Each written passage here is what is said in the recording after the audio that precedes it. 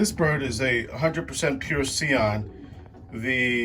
Both the sire and dam are Redchecks, and yet I got this from them. The previous round I got a silver and just a silver because the other one died, and so I got this as the second round, and also just a single one from here.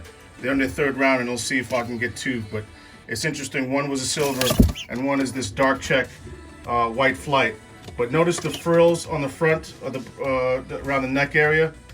Typically, they say when something is inbred or very close together, you'll get the frill inside there. But these birds, her parents are related, but not that close. So again, I'm interested to see how this one will fly. It handles extremely well. I'm very impressed, and I'm loving the frill. And I wondered if I should fly it or just keep it back as a breeder to see what happens, because I'd hate to lose it and having something special.